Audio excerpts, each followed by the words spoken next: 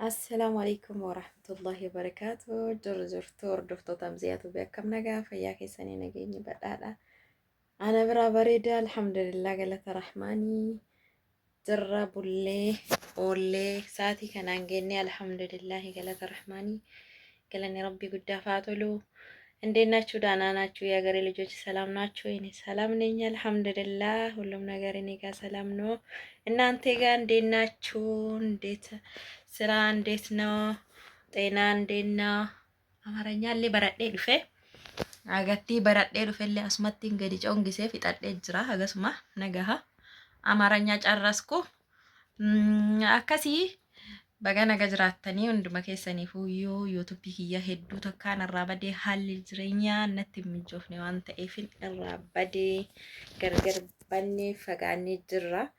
Amma yoo rabbiin jedhee inshaallah biiznillaahi walit deebuuf jirra. Walit gayyaana walit gaddachaana. Maal jettan nu simattammoo akkuma nu dagattanitti nu dagattanii isiniin jechuu barbaada.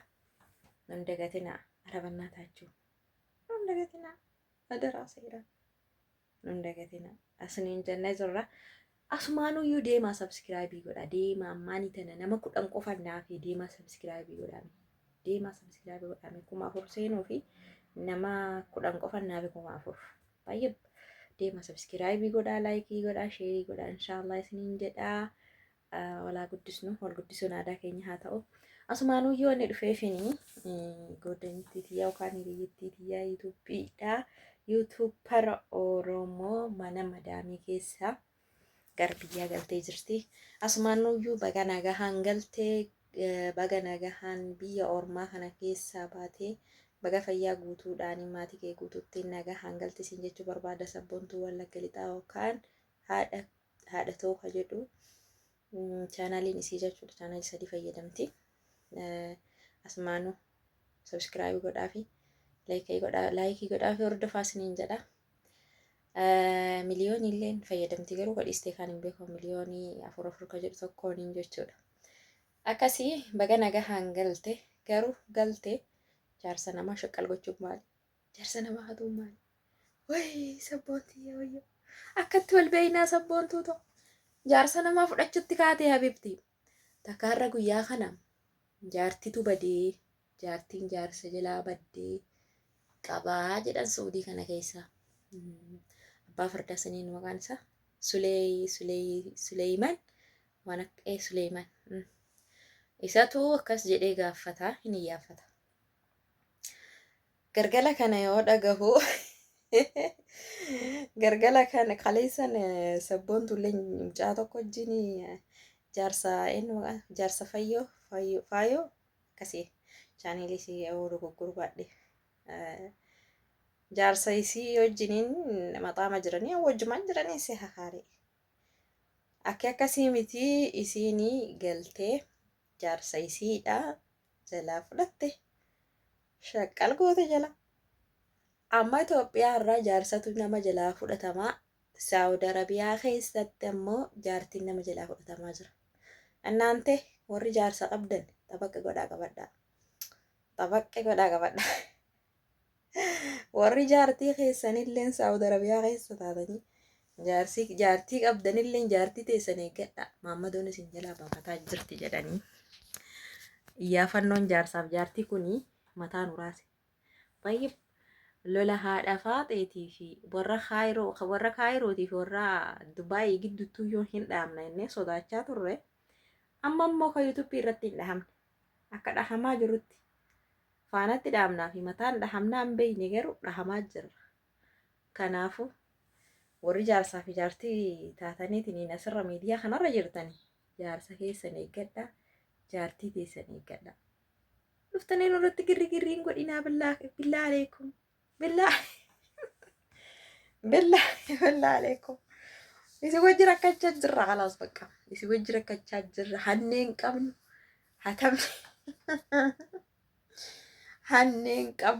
hatamneen qabnu kama hatuu fi kama hatamu wajjiniin rakkachaa jirra. Akkam wayya jiran isin maal jettanii?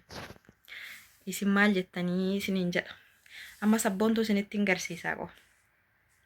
lola sadaffaa lola waraana sadaffaadha gisee kamu inni lolli waraana sadaffaa kun torbee kana keessa gara afuraffaatii jijjiiramuu qaba jijjiiramuu qaba eega dubbiin jaarsaaf jaartii fudhatu irraan jalqabdee fudhatamu qaba kalaas jijjiiramuu qaba nurraa sadaffaarra gara arfaffaatti. Deebisii deebisuun barbaanne deebisii deebisuun illee hin qabu garuu bakka dinatti taakkifatte yookaan immoo bakka ati itti qo'eeffattetti deebisii deebisa malee deebisii deebisuun qabu maaliif jennaan siif haaraadha waan ta'eef sapiraayisii taate.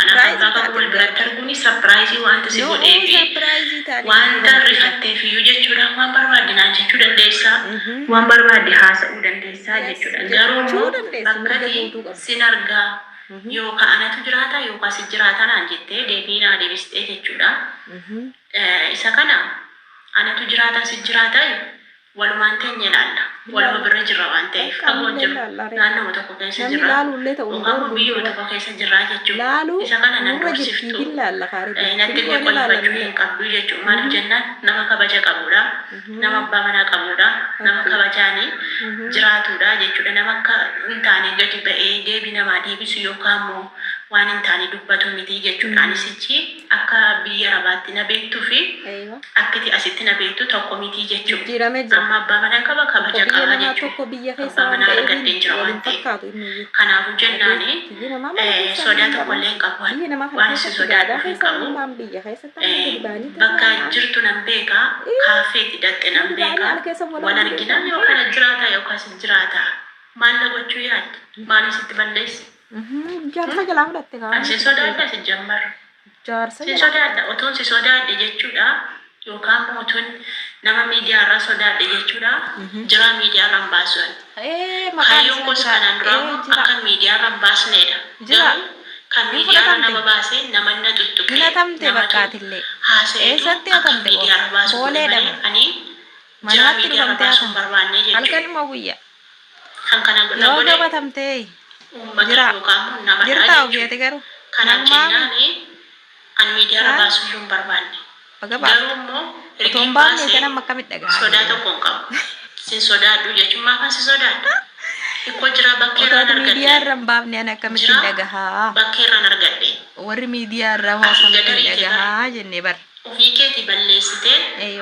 badii namatti hin murin ofii keetii badii balleessitee hin beekta waan gootee hin beekta sinuma lamaantu balleesse sabboontu hin ta'uu kaane osoo kabaja abbaa manaa keetii qabaatte utuma wal bultii kun jabeeffadha jettee yaaddeeti daa'ima godhattee maaf dhoksite dhoksuun qabdu turte maaliif dhoksite amma immoo inni aaree ba'e na fuudha ittiin deebi'u gaafa irra deddeebi'ee sagalee isaa maxxansuu nan danda'a barreeffama isaa maxxansuu nan danda'a ragaadhaaf jechuudha dhiisiin jedhee dhiisii mucayyoo kanatti araaramee itti deebi'ee badiinuma jira keessaan illee gorse duuba kanarratti illee dubbadhe itti haasa'e gadi baasi hindidi ittiin erguma isa yeroo tokko na sobdee hin barbaade dhiira garaa kutatee bishaan raafuu gabbisaadhaan wanti sila si darbe abbaan kakuu natti qabatee birrii kiyya narraa nyaatee na dhiisee deemoote